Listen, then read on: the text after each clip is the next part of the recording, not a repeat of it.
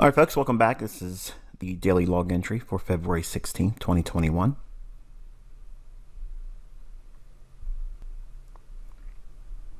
All right, real quick, I have your attention. So I want to do this at the beginning of the video, and I promise I'll be very, very brief.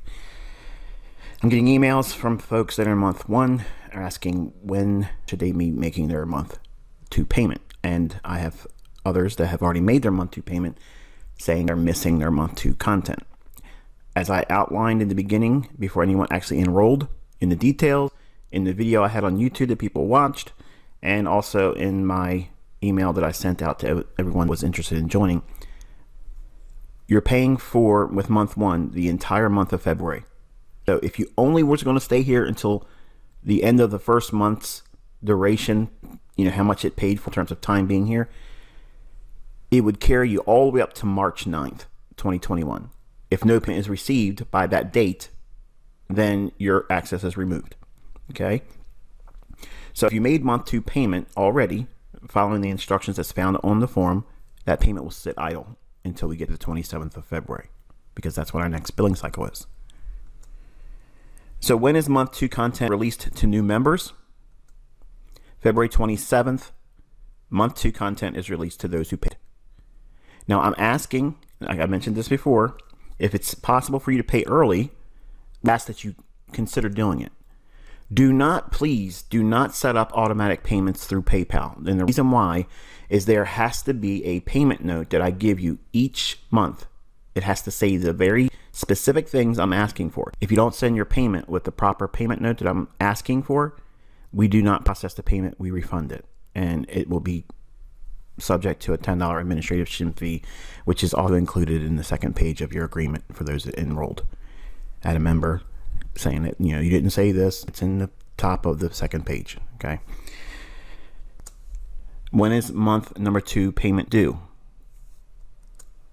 It's due technically March 1st, 2021, and no later than March 9th, 2021. If your payment is not made for month two by March 9th, 2021, New York time,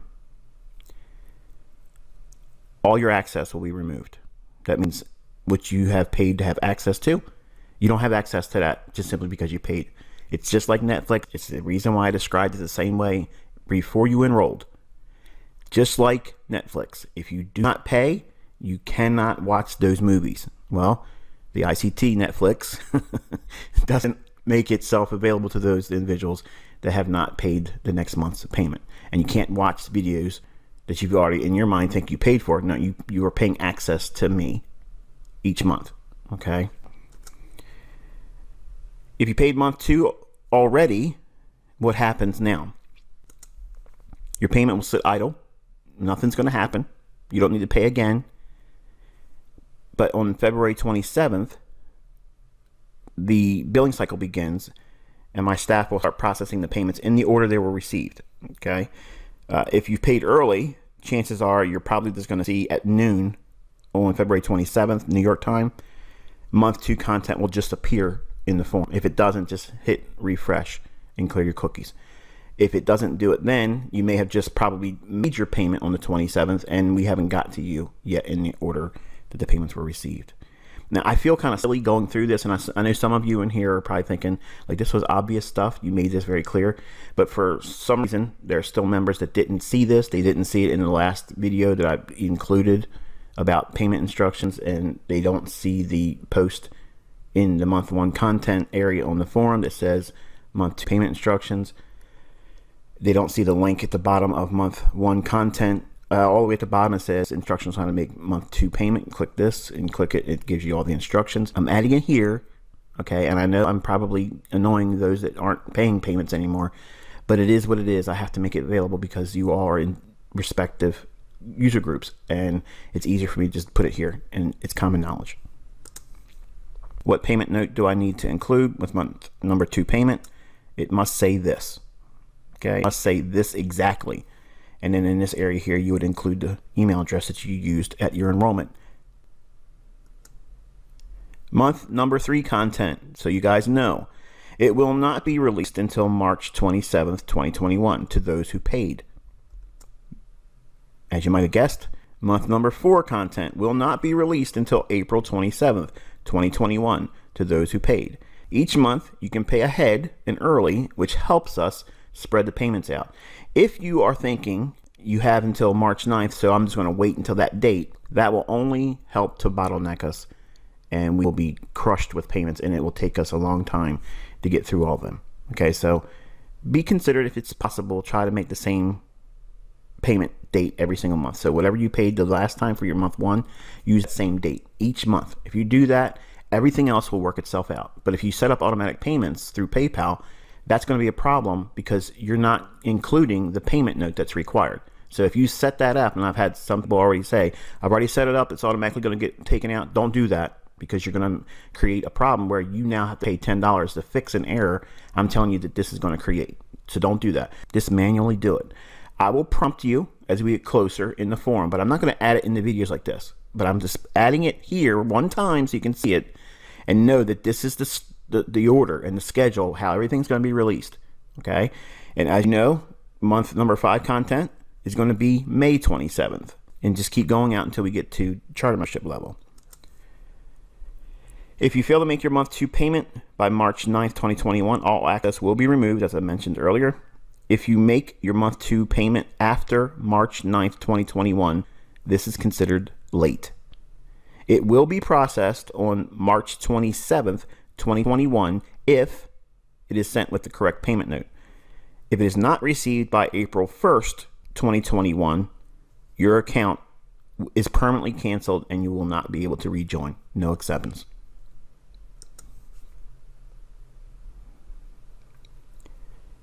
I appreciate your patience while I went through that. Hopefully it has cleared up any confusion or uncertainties. Eurodollar 5-minute chart, February 16th, 2021.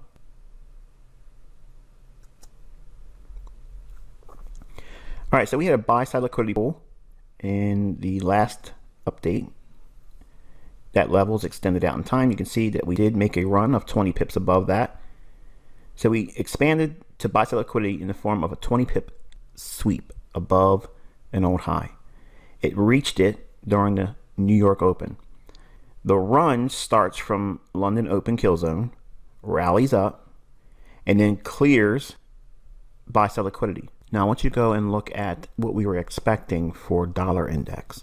Okay, there was relative equal lows that I said that we would probably draw down into. That would be the next draw on liquidity. And vice versa, we see that happening here with the run on buy side liquidity for Eurodollar. Now, if we reach those objectives and they're outside of a dealing range, in other words, we're below a low, so we're reaching into and tapping into external range liquidity, which is being seen here as external range liquidity in the form of buy side liquidity or buy stops. The dollar index, which I'll show more specific details, obviously because of the midweek review on Wednesday. I'm not going to include a dollar index chart here, but for your own studies, go back and look at the notes that you should have taken by watching the commentaries and in the daily logs, what we were anticipating for the dollar index. It traded down to those lows, and then we had a reaction today. So that also is a mirror image of what we see here in the Eurodollar.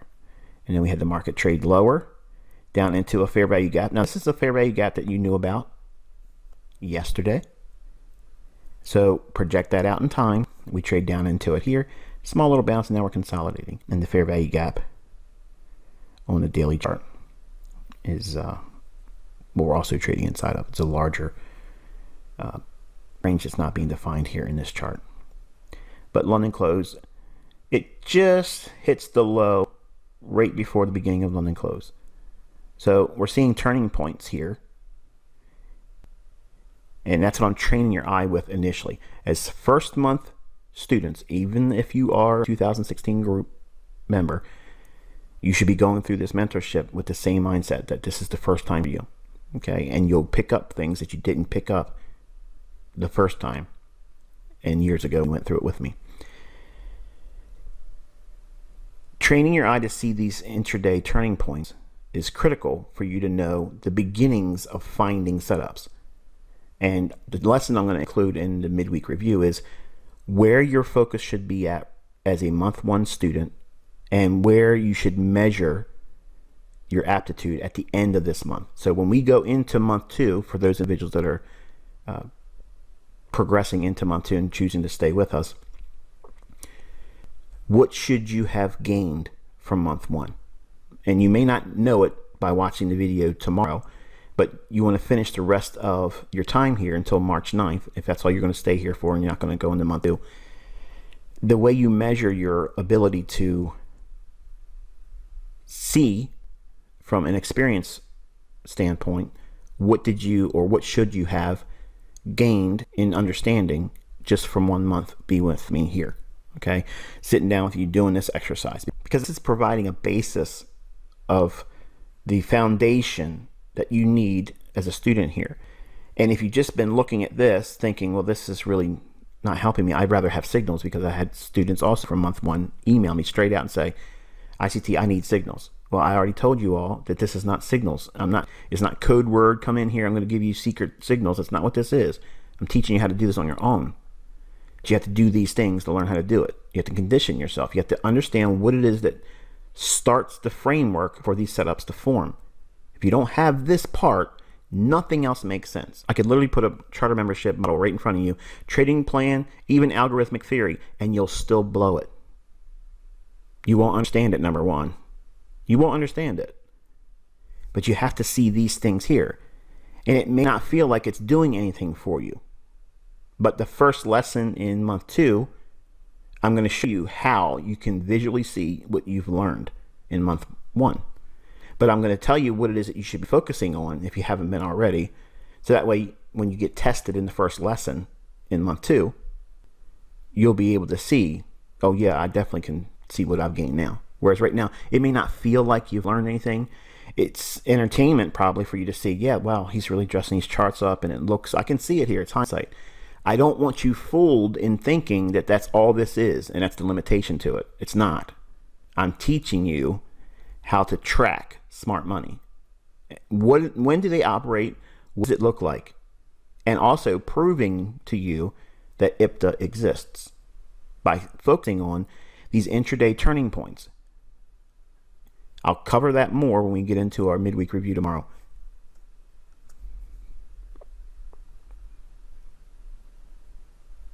All right, pound dollar, or cable as we call it, 5-minute chart.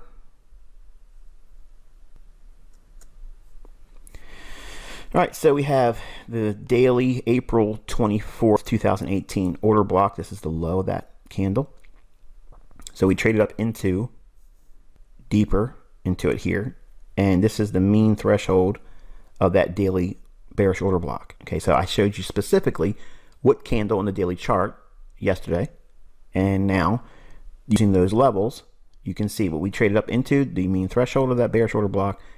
We reacted to that, traded down during the London Open kill zone, traded back up into a fair value gap with a bearish order block. Look at the bodies of these candles in here, respecting the order block and the open of that candle. Yes, we have a little bit of a tail here, small one here, and a little bit of movement there. But the bulk of the trading in all of these candles right here is being capped by that very candle right there. Now, why that candle? Because it's accompanied with this sell side imbalance, buy side inefficiency, or fair value cap. So it's coming back up, rebalancing. And once it does that, it spends a little bit of time in London Open, trades back down in, trades to the order block here that's overlapped with that daily April 24th bearish order block. That's the low of that candle. It's hitting that, rallying up. One more time, going back up into the bearish order block. This is a reclaimed order block. In other words, it's going back up into that area. But it's happening at a time when we would not reasonably expect a whole lot of activity, because we're using these specific time elements. And I'm focusing on these initially. As you go deeper into the content with me, we get into a specific month, this will change into a different time or a different way of looking at the kill zone. But I want to train you to see what it looks like with these, okay? If I start adding more things, it's just going to inundate you even more, because there's a lot of content already. Many of you have already emailed me and said, man, this is a lot of stuff, and I'm intimidated. What do I do? just trust me. Okay, consume the content in order that it's given to you from the top down. Is it important for you to go through all of the commentaries back in 2016? Yes, but do them at your own leisure. The main thing is the right now content, the commentaries right now. This is me going through and pulling out all the things that you would have learned by listening to those discussions, but it's also a way of amplifying what is discussed in those daily live sessions at the time, but no longer live sessions anymore in 2016. So the 2016-2017 daily commentaries that I was sitting down and literally talking over top of the charts, that was me pantomiming what it would be like for you to be sitting in front of the charts, things that would come up in your mind. It wasn't me sitting down and trying to trade in front of everybody. And a lot of you that have seen those videos may be thinking to yourself, well, this is ICT before you knew how to trade. No, I'm showing you what it would be like. This is what it would be like for you to go through the process of doing it. The things I discuss are important because I'm teaching a lot. You don't think I am, or even see that I am, but they are lessons tucked in all that commentary. I'm not trying to say, okay, right now, this is where you write down this secret thing that I'm talking about. I'm just speaking from experience, and I'm also trying to forecast a level of barrier that you're probably going to encounter at that time and what you do with it. Mindset. I got a lot of questions from folks that are asking me, hey, can you cover mindset? I'm in month 1, I'm taking trades, and I just took a loss. I was surprised by Eurodollar today. And well, first of all, you're failing right there. You're failing. You're doing this all wrong because you're trying to take trades, even with a demo account. Don't do it until you know what you're doing. If you're in here with month 1 and you're trying to trade, even if you made money, please don't send me your high fives. I don't want that, because I'm angered by that, because it means you're not listening. You're going to be tricked into thinking you know something because you watched something in a video by me. And just by watching it or hearing it, it gives you a false sense of security. And you feel like Superman. You go out there and you you try to fly before you're ready, and you crash. And then that damage psychologically is so formidable for me as a mentor to overcome. You stunt your growth. And 2016 group did that to themselves. They did not listen, and that's why these same individuals are still having problems, because they have tried to trade from the beginning of the mentorship back then, and they have picked up bad habits, and they can't beat it. They can't correct that because it's ingrained. They're fearful. They're fearful of doing it again. They're fearful of, what if I do it like he says now, and I put all this effort in and I still don't get it? What a waste of time. Okay, well, waste your time not doing it and see how that works out for you. Nothing's going to change or improve until you do the things I tell you to focus on and eliminate the things that I tell you don't worry about right now. Trading is not important at this moment. Period. You have to be bored with this. Bored to death. If you're trying to say, well, you're talking too much and you're boring me, you aren't never going to be a trader. And I'm talking to the Joe, okay, that's in those chat rooms, that is complaining. Oh, he talks too much. I'm bored. I'm bored because you don't know what you're doing and you're lazy. And I don't care if that makes you mad. You need to hear that. That's your issue, not my issue. That's yours. I'm telling you how to find these setups. I'm telling you where they're going to form. And I'm proving with exercises for you to go in, because this is something you're going to do in your charts every single day, the rest of your life, if you're going to be a trader. If you're not going to be a trader, then you're right. This is a waste of time. You go out there and guess.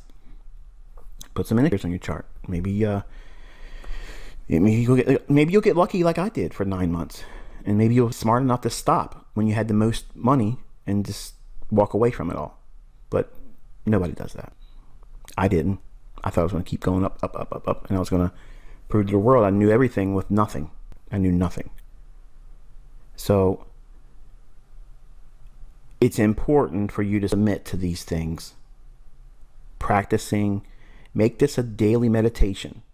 It's a meditation over price charts where you just constantly annotate and you see things. Already, some of you are already reporting to me, and I'm asking you not to email me. And some of you just say, I know you said not to email you, but I can't help it. Okay, well, this is an exercise in discipline. Exercise discipline and don't send me emails, okay? I already know this stuff is amazing. I already know what you're learning is fun. I know. And save all of that until you get to the forum. When you can post in the forum, I would love for everyone else in your respective group to be able to see what your reaction was and talk about it. You'll have an opportunity to create a thread in the forum, and it'll be just your thread. It'll be, your little journal area where you can share all of the discoveries that you had and what it felt like. I would like to see that. Other members would like to see that, but you don't need to send me that stuff right now, okay? But many of you are reporting that you're already seeing the importance of looking at time and price like this. You already know that you're not seeing the turning points before they happen, but the benefit of seeing how it's consistently being done every single day, you can see these turning points occurring. And that is important, because if you can identify that right now, early on, everything that I give you going forward will build on that foundation. But if you don't have the belief system in the sense that the time of day element that I'm teaching you is a major factor, then nothing else is going to help you improve, because this is the most important thing. This is the reason why I have you doing it the month one, starting you right off the bat, showing you what mine look like each day, so that way you can grow in your understanding and focus on the things that are most important. There's other things in this chart that maybe you have annotated. That's okay, but if you have some of these things, if not all of them, then you're going in the right direction. That's all you need to be worried about right now. But over time, the pattern recognition and the repetitiveness of seeing it over and over and over again, it starts being ingrained in your mind. And then you'll start seeing it in charts before they paint. You'll anticipate certain things occurring because you've seen this type of thing over and over and over again for weeks. For weeks now, you've been doing it. So we have a sell-side liquidity pool here. After running up into the bearish order block and fair value gap, reclaimed order block between the kill zones, it trades down. When we get into the New York kill zone, it does what? It trades right back up into the bearish order block. These up those candles, I'm focusing primarily right on the bodies of those, or this candle specifically. That's what I'm aiming for with that line. So it trades up into that for optimal trade entry. So this is a New York session optimal trade entry inside of this level and this level, which is that April 24th bearish order block on the daily chart. That was a level I keyed off of and told you it was going to reach up into. Well, now we've seen price come out of it, come back up to a bearish premium array, and shows a willingness to do what? Isn't this displacement in price? Doesn't this show a willingness to want to go down after it goes into this level here? Yes. That's what you're training yourself to see. Early on in month one, just observe these things. You do not need to agree with everything I'm saying, because you're not going to know what it is I'm leaning on to build the case for this right now. And what is a reclaimed order block, you're asking? It's taught to you, okay? You just got to go through each month's content and then take in a little bit more lessons and let it happen naturally. It's a lot of content coming, but don't be in a rush to rush over this portion of your learning, because this is important. It's critical. If you don't do these things, you will not learn here. Or you'll learn at a rushed pace, and you'll look at things that are important when they're less important than the things I'm focusing primarily on. So we have optimal trade entry here at time of day, New York open, and it drops lower. Big figure 139 here. I taught you this already in month one.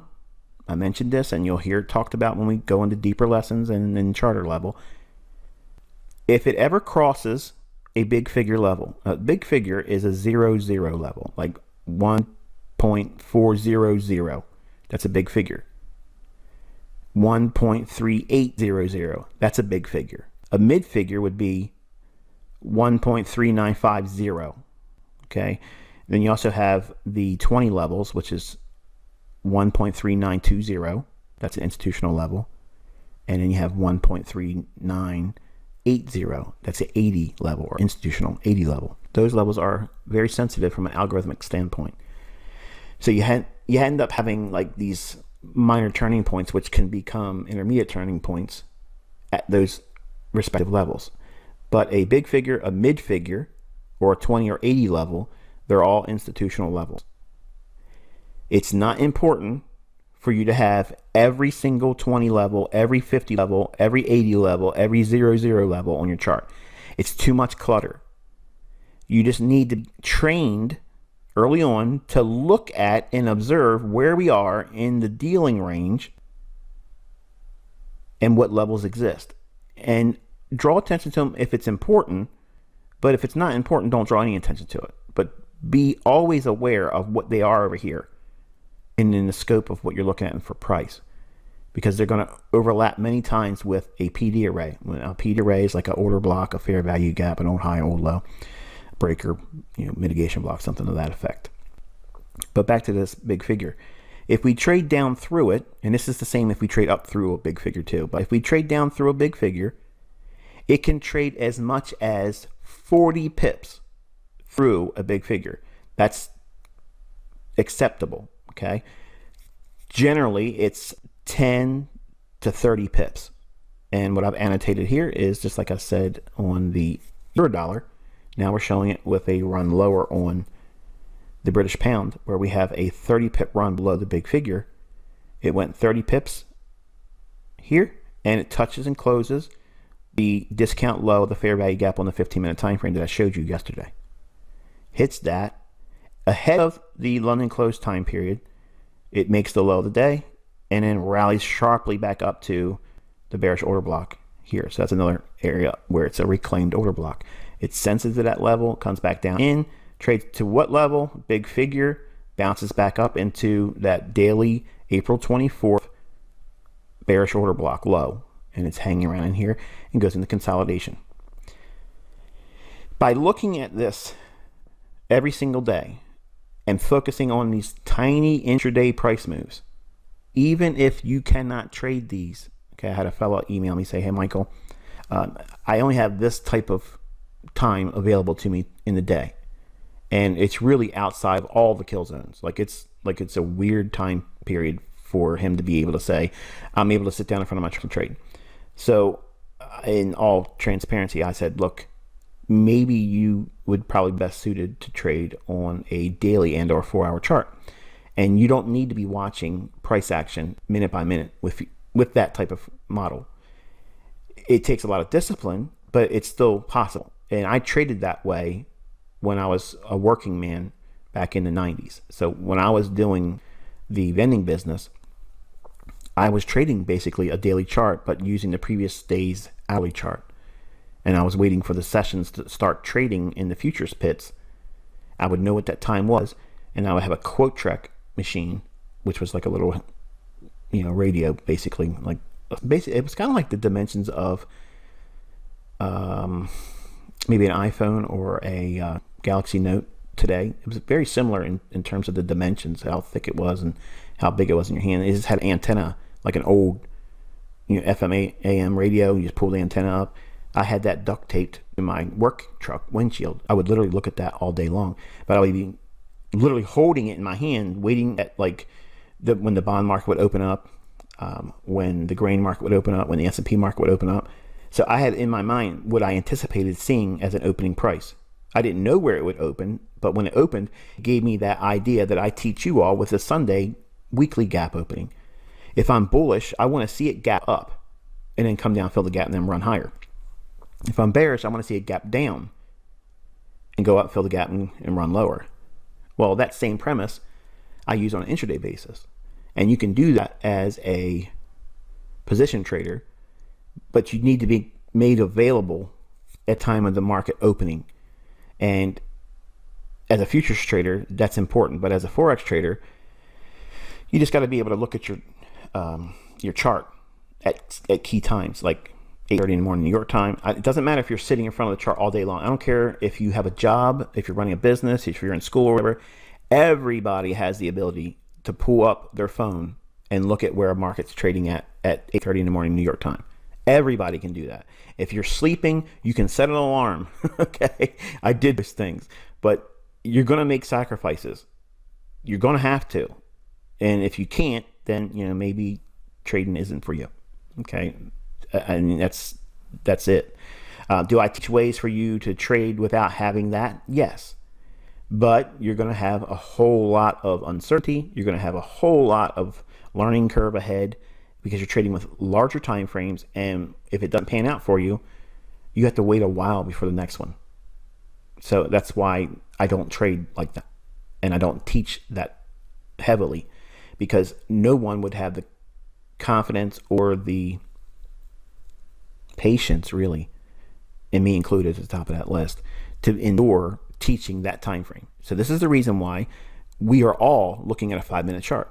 Whether you want to be a 5-minute trader or not, you're learning price with this time frame, because it teaches everything that you would apply to a hourly chart, a 4-hour chart, an 8-hour chart, a daily chart, a weekly chart, a monthly chart. This is all the same stuff, but it's highly specific because it's showing you the importance of the time element each day, and when the algorithm overlaps with these key times and what you anticipate. Okay, so the question is going to be is how could you have avoided, because I had a member email me because I got burned this morning on ICT with Eurodollar. Is there any way that we could have avoided this? Well, I'm going to cover that in midweek review, but you already knew what the dollar was reaching for. So it's going to reach into those relative equal lows. What can happen in that instance? And I'll teach a little bit about that tomorrow in our midweek review. Until then, be safe.